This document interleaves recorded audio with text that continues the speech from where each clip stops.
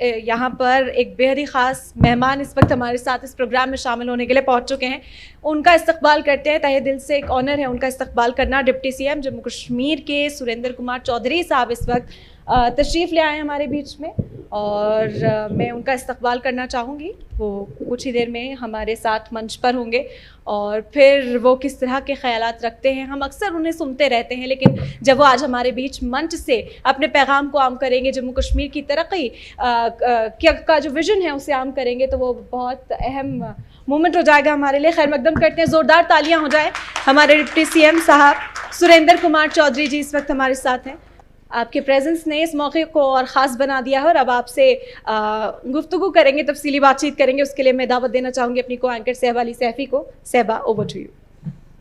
Thank you so much. Welcome sir. تو سب سے پہلے میں شروعات یہ کرنا چاہوں گی, اس سے پہلے ابھی ہم نے سیشن کیا تھا ڈائیورسیفائنگ جموں کشمیر اکانومی کو لے کر. وہاں پہ جو پینلسٹ تھے انہوں نے بہت سارے ریفارمز کی بات کی تھی کہ جو لوکل لیول پر چیزیں ہیں اور بزنس کو لے کر جو چیزیں ہیں ان کو تھوڑا سا انہانس کیا جائے اور حکومت کی توجہ وہاں پر لے کر آئی جائے. تو ایک تھوڑی سی ناراضگی تھی, تو میں چاہوں گی کہ آپ اسی ناراضگی کو دور کرنے کے ساتھ اس سیشن کی شروعات کریں. سب سے پہلے تو میں جموں کشمیر کی اس پاون پوتر سنتوں مہاپروشوں کی دھرتی پہ جو باہر سے ہمارے مہمان آئے ہیں, میں ان کا سواگت کرتا ہوں. اور جہاں تک تعلق ہے جس دھرتی پہ ہم بیٹھے ہیں آج, یہ دھرتی دیش اور دنیا میں مہمان نوازی کے لیے جانی جاتی ہے. بھائی چارے کا ایک بہت بڑی مثال ہے یہ دھرتی جموں کشمیر, اور کشمیر نے ہمیشہ دیش کو ایک نئی دشا اور دشا دی ہے. اور جہاں تک تعلق ہے ناراضگیوں کا, جموں کشمیر کے اپنے بھی کئی گلے شکوے ہمارے لوگوں کے ہیں, اور جب ہم گلے شکووں کی بات کرتے ہیں, آزادی سے لے کے آج تک جموں کشمیر نے بڑی مشکلیں اور مصیبتیں دیکھی. 47 میں اگر ہم دیکھیں تو قوالیوں کا وہ دور جو ہم پہ آیا, اس سمے کی ہماری فوجوں نے ہمیں بچایا. اس کے بعد بدقسمتی جموں کشمیر کی کہ جموں کشمیر نے 36 ایئر 36 سال اگرواد کے دیکھیں, اور جس اگرواد میں جنہوں نے یہ سوچا تھا کہ جموں کشمیر پھر اپنے اس زمین پہ کھڑا نہیں ہو پائے گا, اپنی جانگوں پہ کھڑا نہیں ہو پائے گا, لیکن میں مبارکباد دوں گا جموں کشمیر کے لوگوں کو کہ بنا جات, بنا مذہب, بنا برادری کے ان لوگوں نے دوبارہ دیش اور دنیا کو کھڑا ہو کے دکھایا ہے. اس لیے گلے شکوے چلتے ہیں اور پریواروں میں چلتے ہیں. وہ پریوار رہنے چاہیے تاکہ بہتر کام ہو سکے. میں نے وہی کہا, وہ پریوار کبھی مضبوط پریوار نہیں ہو سکتا اور ترقی نہیں کر سکتا جہاں گلے اور شکوے نہ ہوں, ناراضگیاں نہ ہوں. لیکن ناراضگیاں اتنی ہوں, گلے شکوے اتنے ہوں کہ ہم پھر دوبارہ اپنے گھر میں اکٹھے بیٹھ سکیں.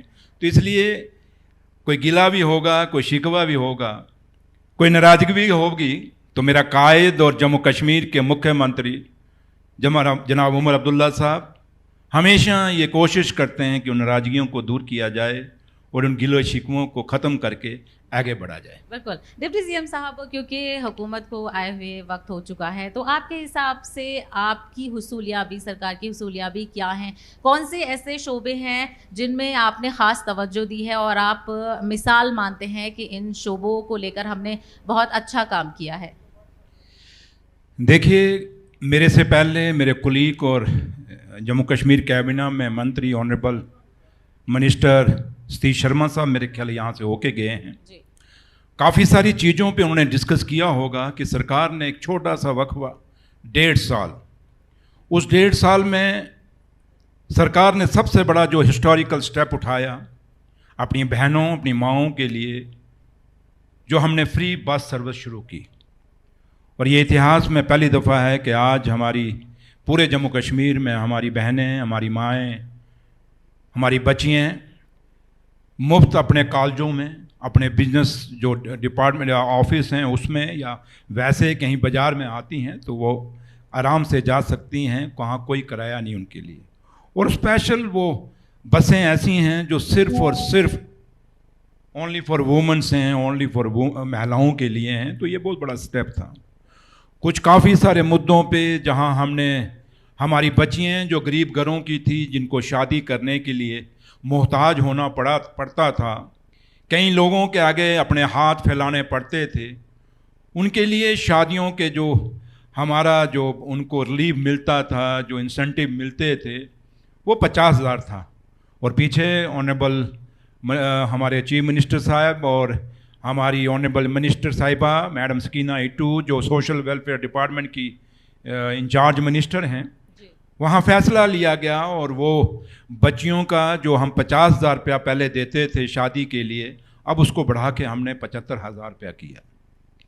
इसी तरीके से चाहे वो हमारी पेंशन्स की स्कीम्स हैं उसमें बढ़ोतरी की गई, स्कॉलरशिप्स हैं वहाँ बढ़ोतरी की गई, और खाली हमने सोशल वेलफेयर के अंदर, ट्राइबल के अंदर भी हमने काफ़ी सारे चीज़ें जो रिफॉर्म्स लाने के लिए, चाहे वो हमारी ST2 है, क्योंकि यहाँ ट्राइबल 2 तरह की रिजर्वेशन है, एक ST1 है, एक ST2 है, और उसके लिए भी अलग अलग रिफॉर्म्स लाए गए।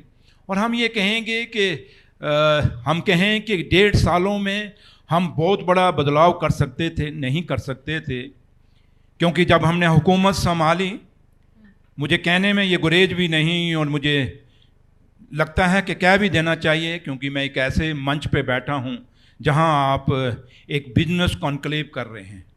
और जब बिजनेस कॉन्क्लेव कर रहे हैं तो बिजनेस के कैसा है कि किसी भी देश का, किसी भी रियासत का, किसी भी यूटी का एक रीढ़ की हड्डी होती है उसकी इकॉनमी की। और अगर हमारा बिजनेस, हमारे लोग चाहे इंडस्ट्रियलिस्ट हैं, चाहे वो रिटेलर्स हैं, चाहे वो छोटे दुकान जो नए एंटरप्रेन्योर्स हैं, किसी तरीके से भी बिजनेस से जुड़े हुए लोग हैं, चाहे वो ट्रांसपोर्ट से जुड़े हैं, चाहे वो किसान जो खेती से जुड़ा है, चाहे वो हमारे सेब के व्यापारी हैं, चाहे वो किसी तरीके से भी आप बिज़नेस को अलग तरीके से, जिस तरीके से लोग जो बिज़नेस सोर्स ऑफ इनकम लोगों को बनता है, जब हम उसको बिज़नेस कहते हैं, तो उस बिज़नेस को चलाने के लिए जब हमने जम्मू कश्मीर में इलेक्शन था तो हमें ये वादा किया गया था कि इलेक्शनों के बाद आप जम्मू कश्मीर को स्टेट का दर्जा बहाल किया जाएगा और जम्मू कश्मीर का स्पेशल स्टेटस भी बहाल किया जाएगा। और हम ये उम्मीद में थे कि जब हम हुकूमत में जाएंगे और उसके बाद बहुत जल्दी हमें वो स्टेट का दर्जा बहाल कर दिया जाएगा, क्योंकि यह स्टेट का दर्जा हम इसलिए नहीं कि गवर्नमेंट अपने फ़ायदे के लिए मांग रही है, बल्कि आप लोग सब जानते हैं और मेरे सामने बड़े पढ़े लिखे नौजवान भी बैठे हैं, मेरे हम उम्र भी बैठे हैं, मेरे से बड़ी उम्र में भी बैठे होंगे, हर तरह का, हर फील्ड के लोग मेरे सामने ऑडियंस में बैठे हैं। हर आदमी के पास अलग अलग तजुर्बा है। जब हमें, और जम्मू कश्मीर कोई नई बात नहीं, जब हम कोई बात कहते हैं तो कहते हैं जी दिल्ली से पैसा आया। ये दिल्ली से पैसा गवर्नमेंट ऑफ इंडिया ने आज से जम्मू कश्मीर को नहीं दिया, बल्कि जब से हम आज़ाद हुए, जम्मू कश्मीर 1947 से लेके आज तक जो भी हुकूमतें देश में आई, उन्होंने हमेशा जम्मू कश्मीर को जब फंडिंग की, पैसा दिया, उससे हमारा चाहे इवन एक मुलाजम है उसकी सैलरी मिलती है। तो आज की हमारा एक, अब इसके लिए मैं कौन सा वर्ड यूज़ करूं, मैं वर्ड भी अब ना ही यूज़ करूं तो ज़्यादा अच्छा रहेगा, नहीं तो शाम को वही एक TRP बन जाएगी। और मैं इतना ज़रूर कहना चाहूँगा कि जब स्टेट से स्टेटों को पैसा बांटा जाता है, दिल्ली की गवर्नमेंट ऑफ इंडिया जब पैसा बांटती है, तो जम्मू कश्मीर के जो हालात हैं, हमारे जंगल, हमारी सड़कें, हमारी पॉपुलेशन, हमारा एरिया, वो आज भी एक स्टेट के मुताबिक हैं। बिल्कुल, यानी बिटवीन द लाइंस में पूछना चाहूँगी कि कई जगहों पर हम देखते हैं कि बड़ा टसल रहता है, तो क्या यहाँ पर ताउन बन पा रहा है? नहीं, मैं उस बात के अलग पे जाऊँगा, लेकिन मैं जो पहली बात मैं कहना चाहता हूँ जी, तो आज हमारे हालात जो हैं, लद्दाख को यूटी बनाया गया है, लेकिन आज़ाद लद्दाख जो है वो एक छोटी सी यूटी है जो 2 डिस्ट्रिक्टों पे है। आप सारे, काफ़ी सारे लोग वहाँ गए होंगे। और जब फंडिंग होती है, जम्मू कश्मीर जो एक स्टेट का दर्जा था वो भी यूटी है। جب وہاں سے فنڈنگ آئے گی ہمیں یوٹی کی فنڈنگ ملے گی, اور جتنی ہمیں ملے گی اتنی ہی یوٹی لداخ کو ملے گی. اس چیز کو سمجھنے کی ضرورت ہے. اور جب ہماری ضرورتیں ایک اسٹیٹ کے مطابق ہمیں فنڈنگ نہیں آ رہی تو ہمارے وہ کام جو ہمارے کام رکتے ہیں جو ڈیولپمنٹ کے لیے چاہیے وہ پیسہ اتنی فنڈنگ ہمیں نہیں آتی, تو کہیں نہ کہیں وہ رکاوٹیں آتی ہیں. تو اس لیے جو آپ نے بات کہی کہ جہاں تک تعاون کا تعلق ہے, ہم گورنمنٹ آف انڈیا کا شکریہ ادا کرتے ہیں کہ کافی چیزوں میں انہوں نے ہماری مدد کی ہے, اور پیچھے بھی ہمیں 5,000 کروڑ کا پیسہ دیا ہمیں. اور پیچھے جب ہمارے فلڈ آیا, خاص کر جموں میں تو بہت تباہی ہوئی اس فلڈ کی, کشمیر میں میرے مالک نے شکریہ اس کا کہ اتنی تباہی نہیں ہوئی. جہلم تھوڑا سا پانی نکلا, جہلم سے باہر پانی گیا, لیکن اس طریقے کی نہیں ہوئی. بٹ جموں میں تو پلوں کے پل ڈھہ گئے, سڑکوں کی سڑکیں ڈھہ گئی, لوگوں کے گھر برباد ہو گئے. تو اس کے لیے بھی میں دہلی کی گورنمنٹ آف انڈیا کا شکریہ ادا کرتے ہیں کہ 1400 کروڑ پہ ہمیں انہوں نے دیا یہ پرماننٹ ریسٹوریشن کے لیے. یہ ایک اچھی چیز ہے کہ اس طرح سے اگر کام ہو تو ترقی کے ذرائع بھی کھلتے ہیں. آپ نے جموں کا ذکر کیا ہے, تو چونکہ جموں کشمیر کی بات ہوتی ہے تو وہاں کے لوگ جو ترقی کے مسئلے ہیں یا جو ترقی کے ذرائع ہیں اس میں برابری کی امید کرتے ہیں. تو آپ کیسے دونوں ریجنز کے لوگوں کو یقین دلائیں گے کہ دونوں کے لیے برابری سے کام ہوگا اور اس طرف بھی توجہ مرکوز ہے؟ سب سے بڑی بات کہ میں جس پارٹی سے بلونگ کرتا ہوں, نیشنل کانفرنس سے, ہمارے پارٹی پریزیڈنٹ قائد ثانی ڈاکٹر فاروق عبداللہ صاحب اور شیر کشمیر شیخ محمد عبداللہ صاحب سے اگر آپ دیکھیں, اب سیاست کے لیے کوئی کچھ کہے لیکن حقیقت, زمینی حقیقت دیکھی جاتی ہے.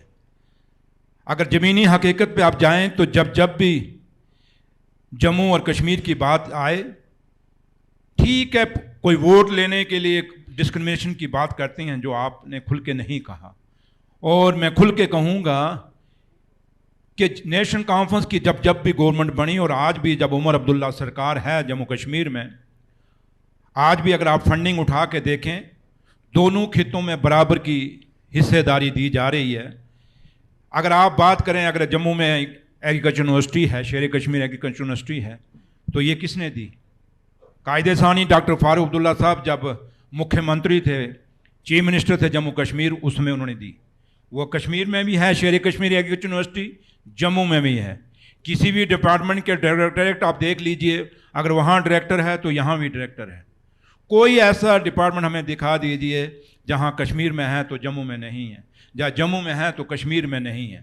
اور ہمیشہ چاہے شیر کشمیر شیخ محمد عبداللہ صاحب تھے, چاہے ڈاکٹر فاروق عبداللہ صاحب ہیں ہمارے, چاہے آج صاحب ہمارے جو آنریبل چیف منسٹر جناب عمر عبداللہ صاحب ہیں, ہمیں صاف ہدایتیں ہیں کہ کہیں بھی کسی بھی ڈپارٹمنٹ میں کہیں بھی کہیں ڈسکرمنیشن نہیں ہونی چاہیے.